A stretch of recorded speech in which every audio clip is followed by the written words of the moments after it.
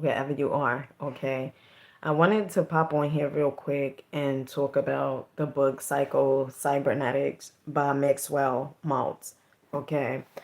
As I am reading this book, now I had ordered this book a few months ago and I had started reading it, but then I had went back to the book that I was reading. Sometimes I'm reading like two or three books at one time, okay? It all depends on what I have going on in my life, okay? And I love books that's about personal development. I absolutely positively love books that's about personal development because it gives me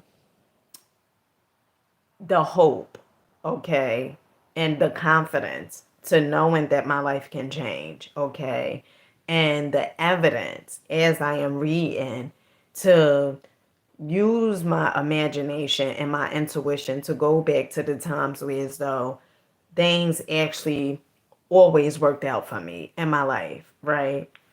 And so just because you failed that test, okay, or just because, you get fired from certain jobs or, you wind up in relationships, I'm gonna need you to stop telling yourself that you are not good at X, Y, and Z, okay?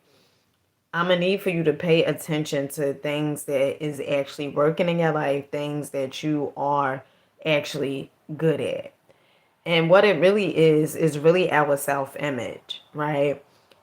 I remember when I was in high school and in college, I had this self image of myself that I was really terrible at math, right?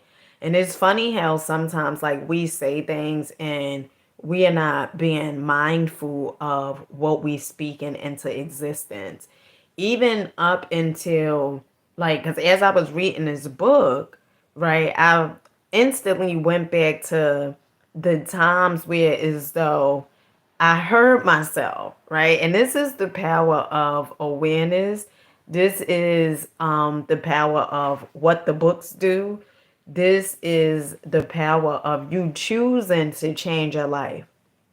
And as I was reading the book, I remember hearing myself. I could hear myself say, "I'm not good at math," right? Or it would times I would say I sucked at math or whatever it was, and that would be my reality, right? So when I would take a test in high school and in college, right, it wasn't by surprise that I would fail the test because I already told myself, right, or even told people that I wasn't good at this one particular subject. What I started realizing in my life is also I used to say, I read, but I really don't care for reading, right? And I had to change that chatter, okay? And it was times where as though I thought I couldn't read.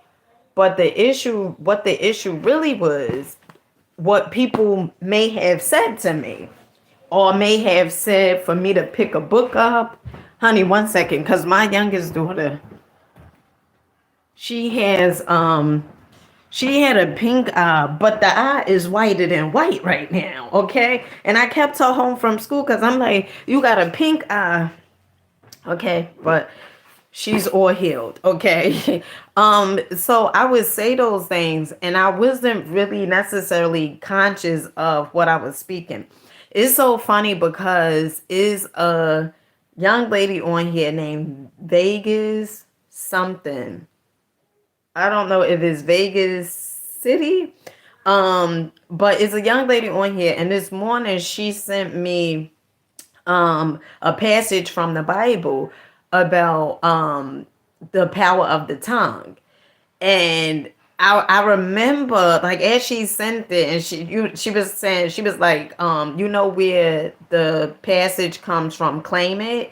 And she was like nope, not from a man or whatever. And she sent like the whole passage from the Bible of saying like basically is power lies in the head, in the tongue.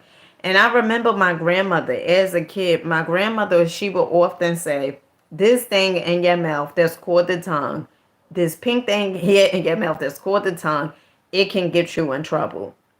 And the truth of the matter is that when we speak things, we have to become mindful and aware of what we actually speaking, because when we start opening our mouths, you are casting spells on yourself, whether you know that or not. And people talk about voodoo, right?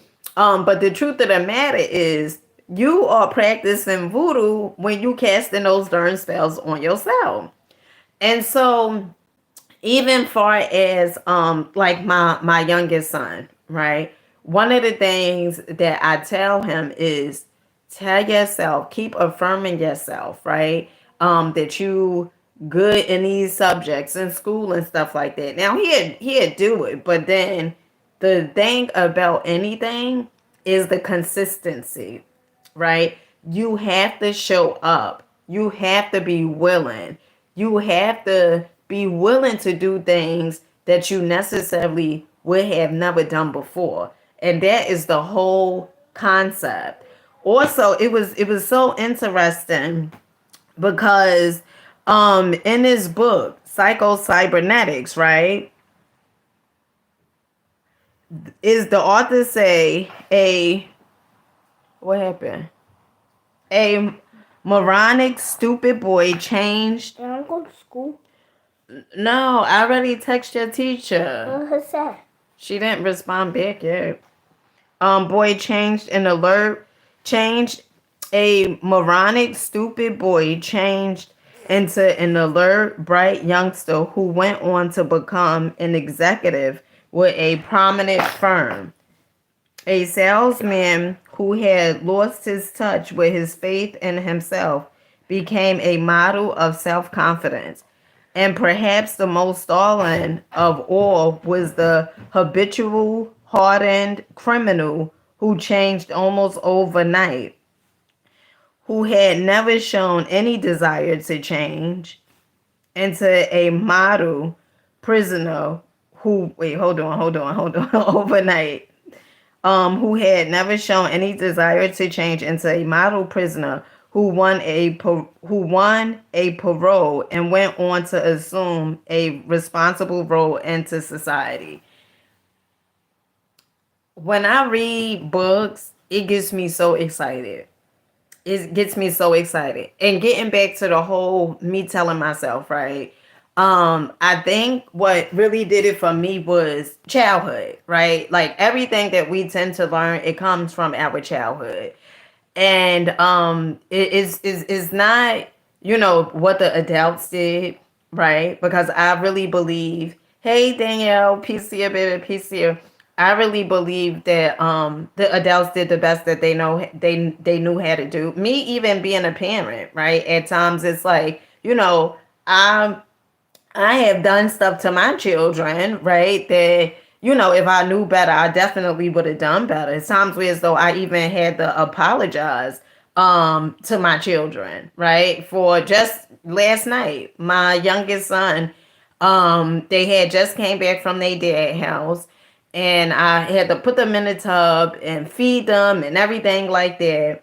And I was getting frustrated. So my youngest son, I had told him um to wring his rag out, okay, his washcloth.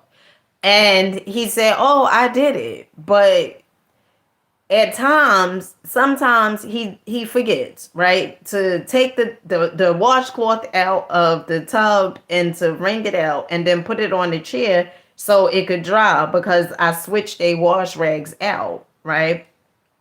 And so he told me he did it. And then when I checked the bathroom, the rag was there in the tub. Wet. Not wrung out. Nothing. And so I felt I said, I thought I told you to wring the rag out. And one of the things he said was, I did. And I said, no, you did not. Okay. Hey, thank you. I said, no, you did not. And he said, I did. And I called him in the bathroom. So he came in and he was wringing a rag out. And I yelled at him. And then afterwards, I realized that I was in the wrong, right, for yelling at him because my youngest son, at times, um, I noticed he could be kind of sensitive, and I don't want to say like, oh, he's sensitive, but at times, and so as he, was ringing it out, I noticed that, he had this expression on his face. And I immediately apologized because, like I said, I was in the wrong. And how this stems from childhood, okay? The reason all of it stems from childhood is because for the first 7 years, okay, anything that we have been around, our environment, and Bruce Lipton, who talks about epigenetics. He talks about this a lot. Okay. Our environment, it plays such a major and huge role. Okay. In the way we become as an adult, right? As adults. And so when I was a kid, I remember constantly hearing that I get the cat by the tail, right? And I talked about this before. So I had an aunt who would constantly, like, if she wanted me to repeat something, like probably to my teacher or something when I was a kid, or to somebody else, right? Even up until I became, because when I was a kid, all right, so when I was a kid, she would have me repeat stuff. Like, say, tell your teacher such and such. And oftentimes I would mess what she set up, right? Like I leave a word out or I misword it. And so she will always remind me or always constantly tell me, you get the cat by the tail. And what that did for me was it made me feel like I couldn't trust myself. It made me feel like, I'm gonna get it wrong, right? Because I was always told majority of the times from this aunt that I get the cat by the tail. Even as I became an adult, right? Like, well, 18 years old, okay. And I went back to stay with with my aunt. And I get it, right? She did the best that she knew how to do. And I guess she was saying these things because she wanted me to get whatever. I guess she wanted me to get it right, right? And I could say like and not defending her, but I think a lot of times when we experience things in life, right? Sometimes we tend to do those things like what we seen upbringing or how our upbringing was because one of the things that I notice is now when it comes to my children, this is one of the ways we as though I'm basically saying they get the cat by the tail, but indirectly. And this is how. I remember I went to this it was this thing I would go to every Saturday and it's called self perfected. It was sort of like a personal development group, right? Like a mastermind. And I would meet up with these guys and these gals on Saturdays, sometimes in New York City, sometimes in Jersey City. Okay. And I remember when I brought my youngest son there, right? And my oldest daughter. My oldest daughter is 17, okay? And my youngest son, he's 8 years old. And so they came to, one of the meetings with me. And I remember we went around the room, okay? And and I'm gonna say this too. I think a lot of times we tend to put our fears on our children. We may say, I believe in you and all these different things, but at times it's like, well, do you really trust that they know that they're gonna be all right? Or do you really trust that they know what they're doing, right?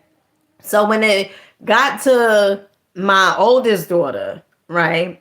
I would speak for her. Like they ask a question or whatever it was, and I would speak for her. And when it came to my youngest son, I was so afraid that he was going to make a mistake or so afraid that he was going to mess up what question they was asking him that I started speaking for him too. And I remember a lady who was a part of the personal self-perfected group, okay? One of the things she said to me, she was like, shh, let them speak, right? And at first, I'm not gonna front. I felt I was upset, okay? Because I was like, who gives her the goddamn right to tell me to let them, speak, whatever?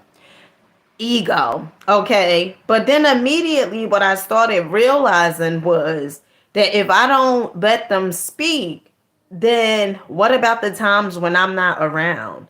What about the times where as though, they feel like they don't know what to say because they so accustomed to me always speaking for them? It's almost like me not allowing my children to have a voice, right? So when I say that we tend to do those things that we see, from our upbringing, we may not do it exactly like, our parents or at the person, our guardian or whatever, but in some shape, way, or form, we tend to do it.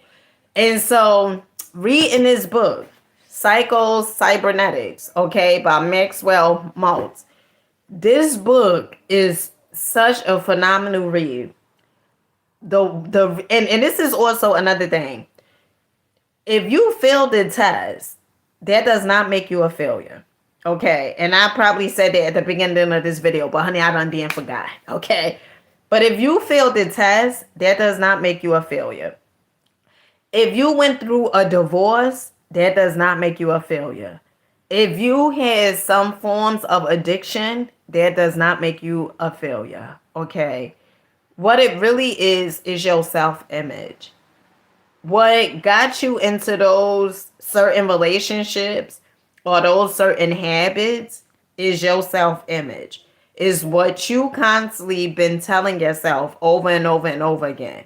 Yes, the adults may have, programmed us a certain way, but what I believe is our responsibility to reprogram ourselves, okay? And when I say cells, I mean cells, okay? Because our cells are very much alive and they hear constantly the self talk that we are speaking upon ourselves. And so the phenomenal thing about life, okay? The phenomenal thing about life is we all have the ability to change our lives.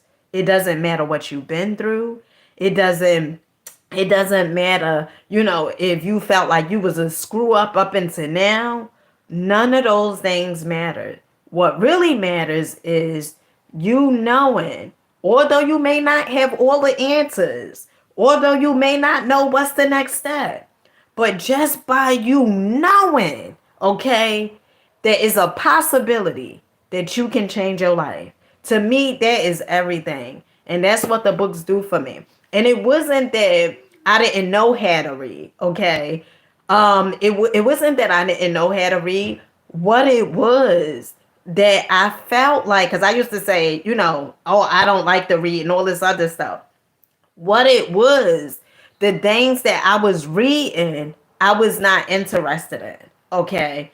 And so that's why it's so important to know about thyself, okay? Because when you know about thyself, when you know who you are, okay, and you start analyzing, what is it that I really enjoy? What is it that I do like? If you're paying attention to those things, then you're not going to focus on what you say you fail at or what you suck at or what you're not good at, okay? And I done heard so many successful people.